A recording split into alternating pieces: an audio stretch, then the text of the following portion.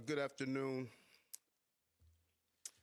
and I'm joined here today by our Chief of Detectives and the Police Commissioner and Chief of Department because we have a strong person of interest in the shooting that shook our city last week.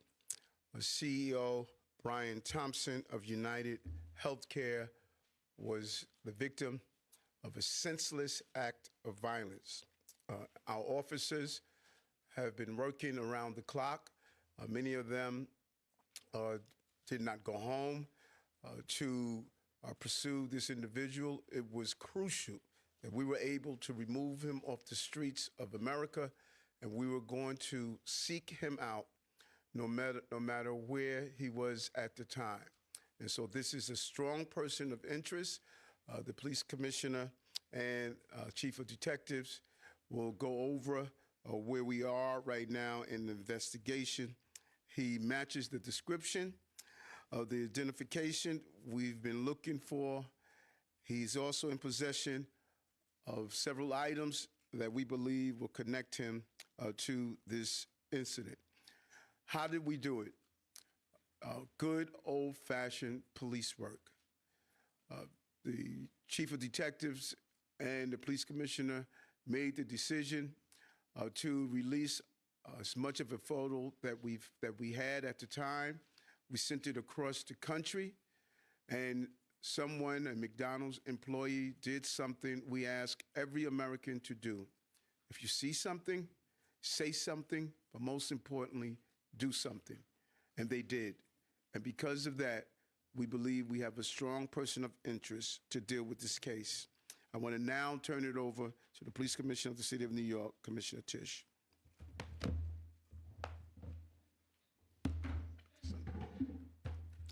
Thank you, Mayor. Good afternoon, everyone. Earlier this morning in Altoona, Pennsylvania, members of the Altoona Police Department arrested Luigi Mangione, a 26-year-old male, on firearms charges. At this time, he is believed to be our person of interest in the brazen targeted murder of Brian Thompson, CEO of UnitedHealthcare, last Wednesday in Midtown Manhattan. The suspect was in a McDonald's and was recognized by an employee who then called local police. Responding officers questioned the suspect, who was acting suspiciously and was carrying multiple fraudulent IDs as well as a U.S. passport. Upon further investigation, officers recovered a firearm on his person as well as a suppressor, both consistent with the weapon used in the murder. They also recovered clothing, including a mask consistent with those worn by our wanted individual.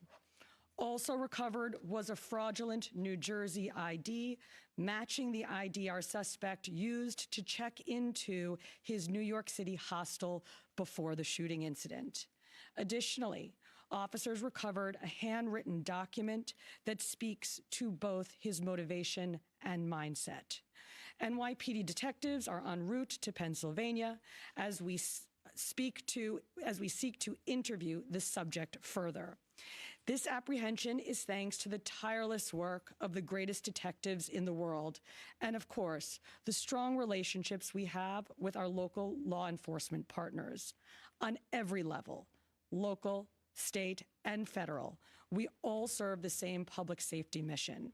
And this case, which captured the attention of an entire nation, is another example of how connected we are and how important it is to work together, share information, and pursue every lead. For just over 5 days, our NYPD investigators combed through thousands of hours of video, followed up on hundreds of tips, and processed every bit of forensic evidence, DNA, fingerprints, IP addresses, and so much more to tighten the net. We deployed drones, canine units, and scuba divers. We leveraged the domain awareness system, Argus cameras, and conducted aviation canvasses. And our detectives also went door to door, interviewing potential witnesses and doing the good old-fashioned police work that our investigators are famous for. This combination of old-school detective work and new-age technology is what led to this result today. And we must also acknowledge the instrumental role the media and the public played in this case.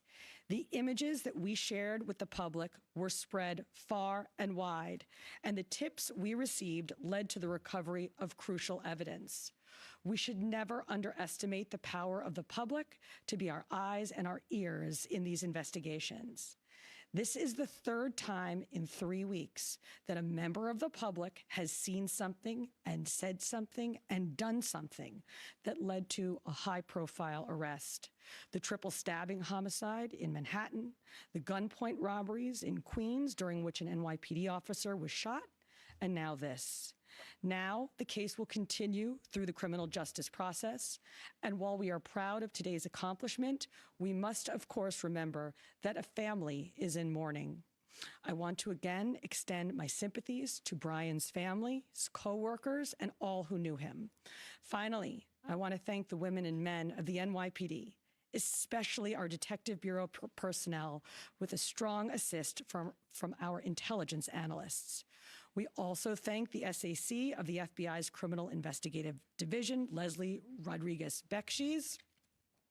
And I want to commend the staff of the Manhattan DA's office, and especially DA Alvin Bragg. He has been working with us 24/7 on this case, and I am incredibly grateful for his partnership. I'll now pass it along to our great Chief of Detectives, Joe Kenny, who will provide additional information. Chief. Thank you, Commissioner.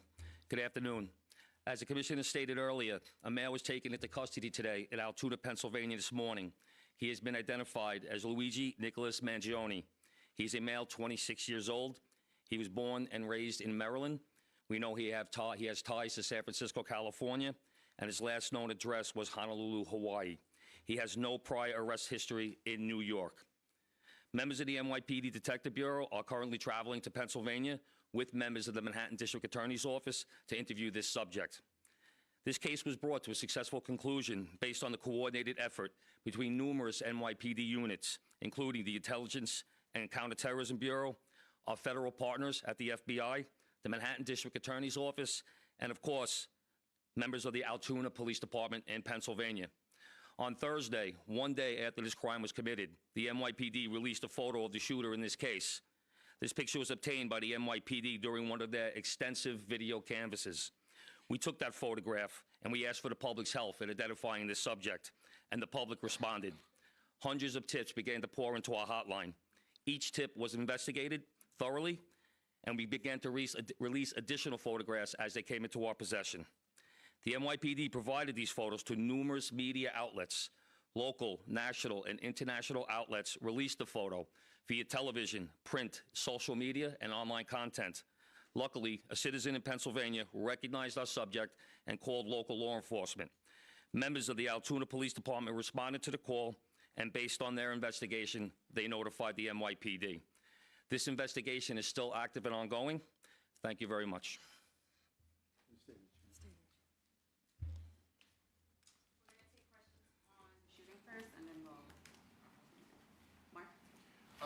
I had a couple of questions about the document that he was found in possession with. Can you go a little bit more in depth about those motivations that you mentioned? Was that CEO specifically named in that document? Was there anything more about him wanting to go after others? And also in that document, was there any indication that explains us how the level of detail that he went into killing him? Like, is there anything? Like I said, that document is currently in the possession of the Altoona Police Department as part of their investigation. But just from briefly speaking with them, we don't think that there's any specific threats to other people mentioned in that document. But it does seem that he has some ill will toward corporate America. Over here, sir. MJ? Chief, was the suspect wearing a mask at the time he was spotted in the McDonald's? And also, criminal cases often have a linchpin. Can you point to a single linchpin that helped crack this case? There's numerous linchpins in this case, in the fact that we've recovered an enormous amount of forensic evidence, an enormous amount of video, and once again, with your help and the public's help. So I really couldn't put it on one thing, but if I had to, it would be the release of that photograph from the media. Dean? You said he had a passport on him. Do you believe he was trying to flee the country? And also, are you still looking for any evidence in Central Park in regards to the bike? We had divers in the water yesterday. That came up negative results. The passport, we don't believe that he was planning on doing any traveling. At this time, we don't think at this point in our investigation, we don't think he was trying to flee the country. The person at the McDonald's, were they buying food? What were they doing at that exact moment? He was an employee at the McDonald's. Right. But what was the suspect doing? He was sitting there eating. Will the suspect be brought back to New York and charged here, and when? We're going to have to work that out with the Manhattan District Attorney's Office in Altoona, Pennsylvania. He's going to be facing gun charges there, and at some point we'll work out through extradition to bring him back to New York to face charges here, working with the Manhattan District Attorney's Office. Anita? Hi, Anita from the New York Post. I was just hoping to get more details on the capture itself. Did he put up a fight? Did he say anything to cops? And we've also reported that he published online anti-healthcare industry rantings. Can you share with us some of the services that he posted on? We're still working through his social media. We're going to do a complete scrub of that. Preliminarily, like I said, he seems that he has some ill will toward corporate America, but that will all come out as part of our investigation. We're not done here.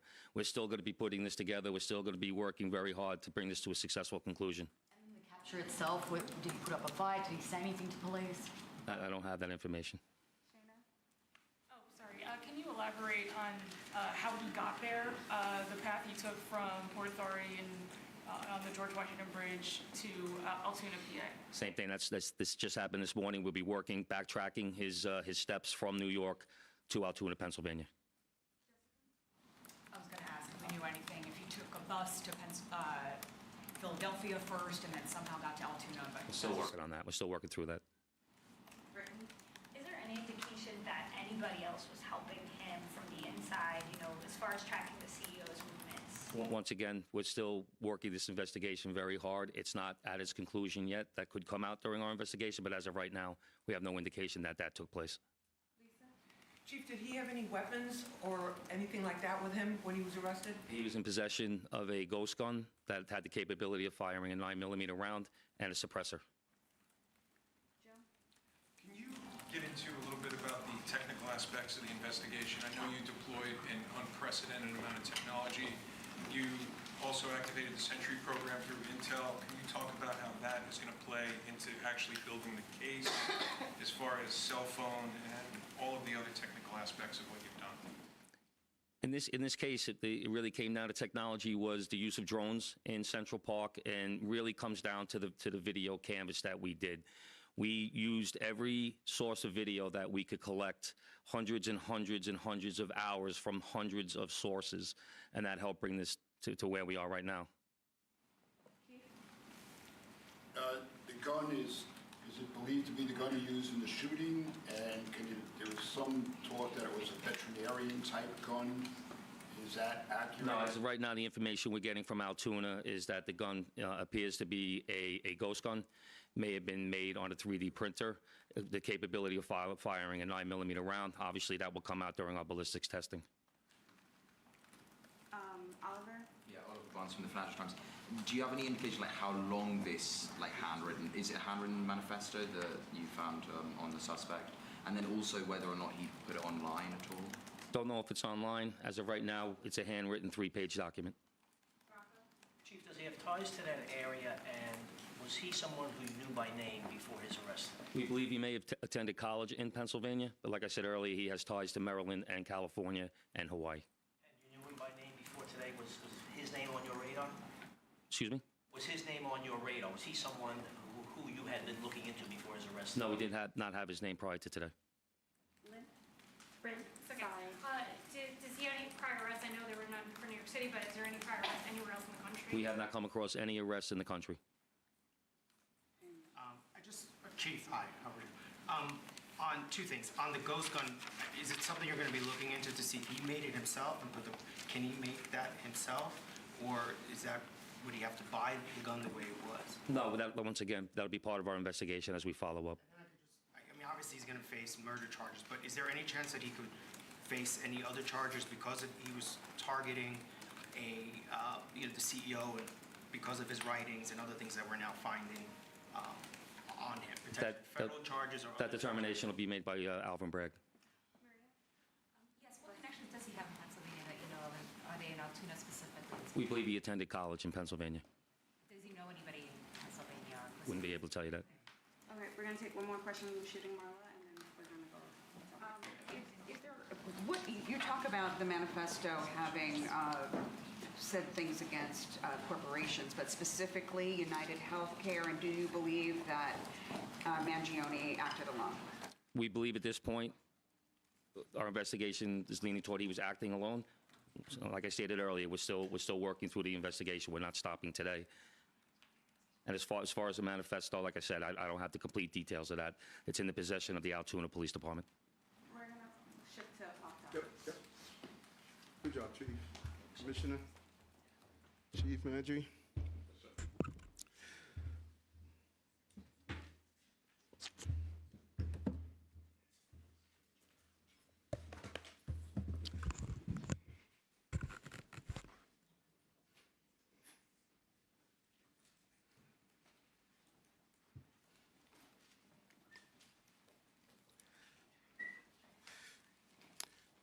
Again, great job by the New York City Police Department. In certain aspects of this investigation and the crime itself is something that we have been zeroing in on.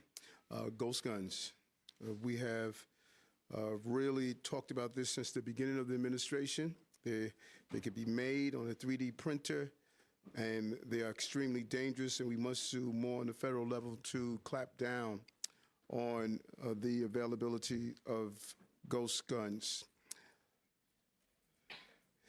And it just really leads into just the top headers of what we did last week and what we're doing this week. This week is all about public safety. Public safety, I've stated over and over again, is a prerequisite to our prosperity.